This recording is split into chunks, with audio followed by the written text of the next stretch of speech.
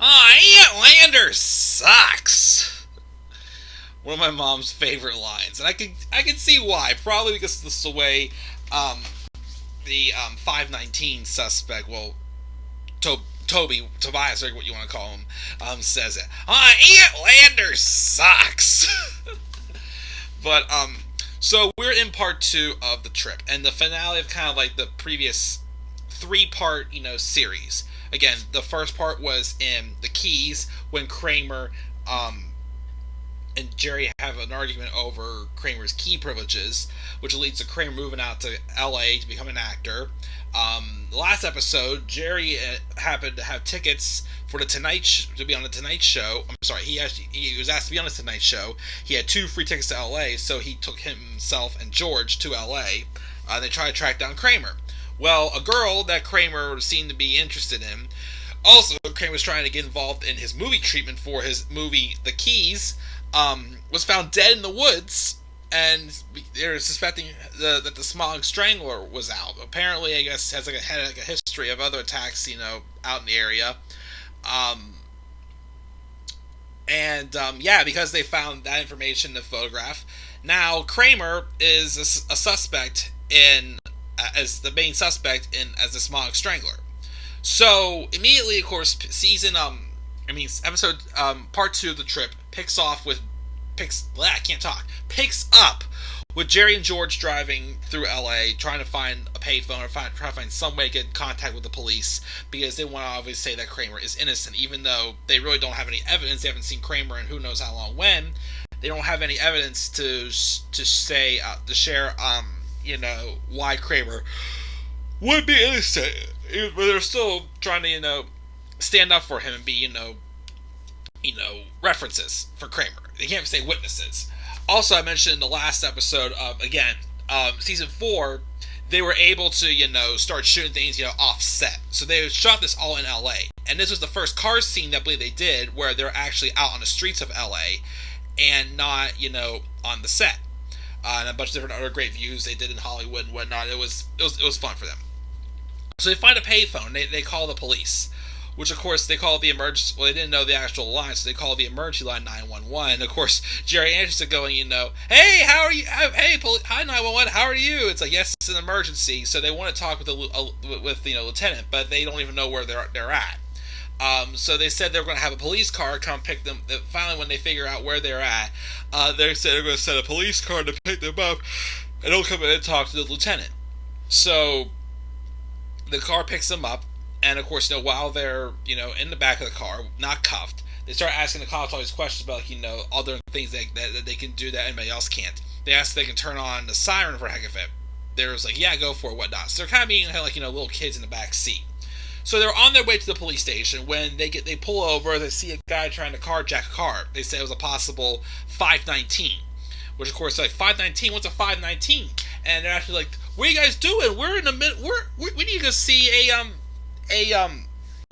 we need to hurry to go see the lieutenant. We have an appointment. This is an emergency." Even though at the same time it's like, hello, there's a criminal out on the loose out there. So he kind of takes preference right here over an appointment. You gotta stop, an emergency. Well, even though it was kind of an emergency too, to prove Kramer's innocent. Now, meanwhile, though, Kramer's back at his hotel, just getting cleaned, showering, and cleaning up and everything. He has no clue still that he is has a warrant out for his arrest, as he's being suspected as a serial killer. So he's just going on with his day. They throw the 519 suspect, whose name ends up being Tobias Lehigh Nagy. There's a short guy, bald.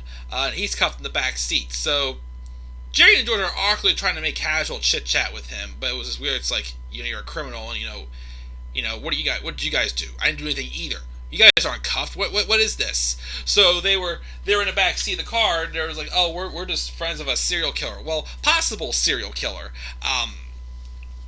We're just going to talk to the lieutenant because we know he didn't do it. Well, we're hoping we didn't do it at least. Like, once again, like I said, they believe Kramer wouldn't do something like that, but then again, they're like, well, could he? Like, they really have no evidence.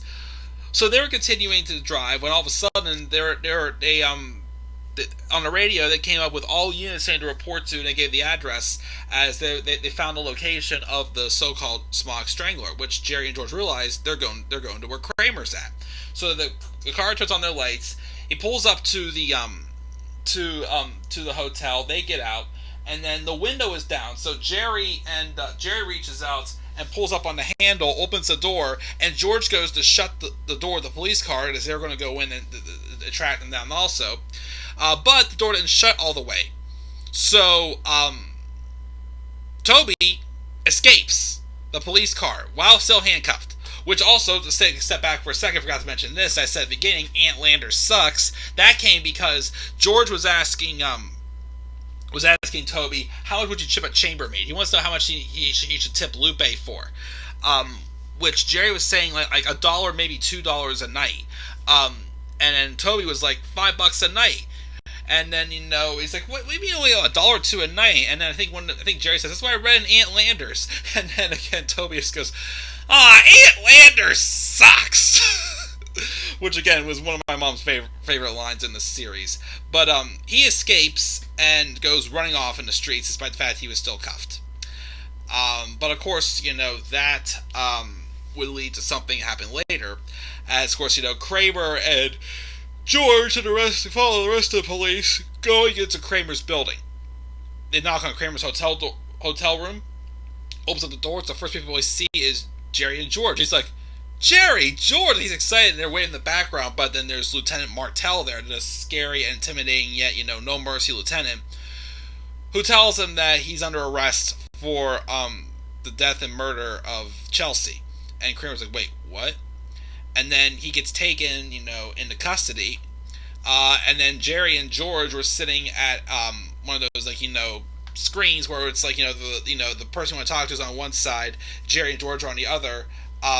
They're on the phones, and they're just trying to talk to them and catch up. But, they said, Kramer, how are you okay? He goes, oh, yeah, I'm fabulous. I got a lot of auditions, a lot of callbacks, a lot of people are interested in my movie treatment. Like, he's saying, he's like a big shot in L.A., even though at the same time is he's having fun, he feels good, but reality's behind it, it's really not working out for him that well out there. And then, and he's going on about all this stuff, and not even mentioning the fact that he's even, currently been arrested. And, you're like, Kramer, do you realize what's going on here? And then, he's like, what's this? He goes, I'll be out here in a couple of hours. And then he starts talking about his encounter with Fred Savage, and then Jerry's trying to give him face. I was like, Kramer, you've been arrested as a serial killer. And then Kramer's like, so? I mean, I'm innocent. Y'all don't believe that I'm innocent, right? Which they're showing like, yeah, but again, they want to believe he's innocent. They say, no, Kramer, but yet they haven't seen him for who knows how long. Something could have happened. Like they have no way to prove he's innocent. So then, the one lieutenant or cop comes in and says that Lieutenant Martell wants to see him. He goes, okay. He goes, hey, I'll be either sure you guys maybe we'll get lunch or something. And it's just like, don't know about that. He could be doomed big time, and it looks like he was doomed. Especially since again the only evidence they have was just the keys treatment ripped up on her body. And of course, Kramer tells the cop, can't say one more thing, and then he starts slamming himself in the window, go like, help me! And he's getting dragged away. So, this next scene, which Kramer's basically being given third degree, this is an example of them taking something like a little more serious, and like I said in part one, this 2-part episode, again, was considered by most fans the worst episode in the series, because it was not really funny. Which is true, it was not really... It definitely was not funny.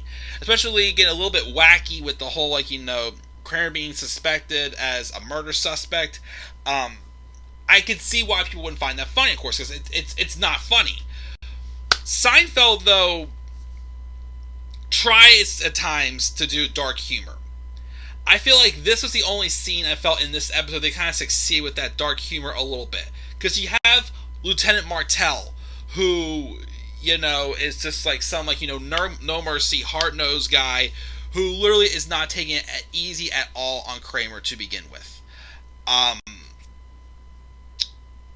So He so Kramer's just always being serious, thinking, I swear I didn't do it. I swear to God. And then he's like, "Don't you swear to my God, Kramer!" And he's just like tearing him into shreds. And then Kramer is just like first trying to beg him, saying, listen to him. He's got the wrong man, and he's asking if he can talk to someone. Probably asking if he wants a lawyer. But he's saying, "Why'd you do it, Kramer? Maybe your mother didn't treat you right. The teacher didn't call you at school or something. Your friends." And basically, saying almost the same things that they would describe about the Grinch.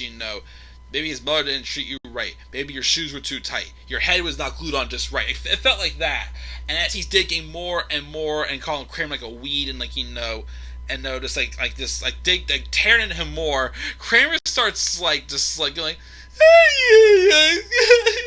like Kramer's reactions, I think, was adding a little bit more of the comedy into this scene, which is why I said this feels like the only scene in which they succeeded somewhat a little in doing a little bit of comedy out of this episode. Again, like I said, it was a good episode. It's just I didn't quite look at it as like a comedy. It wasn't funny. But then they get a call. They found another body out in the park.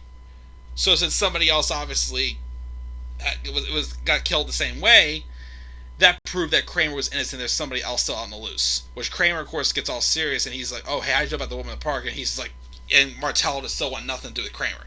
So Kramer came out, and Kramer says that he's innocent because someone else got killed while he was in custody. At first, they were partying like Kramer's free, but it's like, oh wait, we shouldn't be getting excited the fact that somebody else died.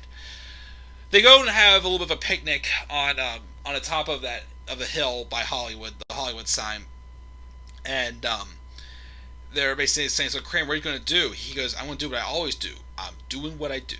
Going like he actually has like some rhythm to him. And then George is like, "What the hell are you talking about?" And then Kramer mentions how, "Do you guys want me to say, that it's not working out here? I got nothing, this, and that." And they're like, "Well, yeah." And then Kramer goes, "Well, no, things are working out pretty well for me here. I met a girl who then was Chelsea." And then George just reminded him, "Kramer, she was murdered." Well, it wasn't for like a long-term relationship anyways. Which, again, is just like somewhat funny, somewhat not. But, he basically says he's not ready to come back to New York. He says he feels like something's happening for him here. Which, yeah, it looks like he's having fun. Except in reality is he really wasn't succeeding. So they basically were just like, well, let's keep in touch, But then the tender moment there was when Jerry apologizes to Kramer about their fallout with the apartment keys, which Kramer forgives him. And then they shake hands. He hugs it out with them, and they go their separate ways. So they went to bed that night, and unfortunately, George. Lupe forgot George's instructions, and George threw a fit because Lupe forgot to leave his blankets untucked. And as George is wrestling around trying to get those blankets untucked, Jerry wakes up and starts laughing and goes, "It's so nice when it happens good," which is a line he mentioned that came from his first performance on The Tonight Show after Johnny Carson gave Seinfeld the A-OK gesture following his great act. Producer Frederick de Cordova put his arm around Jerry as they walked backstage and told him, "It's so nice when it happens good." They fly back to New York, and of course, they were just, talking about, about the trip. George mentioned how he was disappointed in Lupe, but also he forgot to tip her and everything. And also they start talking about how, I think they were talking about something about, do chambermaids or, get to take home, any, thing from, the hotel, any bars of soap or anything like that and all that jazz. But then, out of the blue, Kramer walks in. He just walks right in like nothing ever happened. It's like, and they're sitting there shocked. It was like, you can tell her, I thought you said you weren't coming back. And he goes in and starts looking for something to eat in the refrigerator.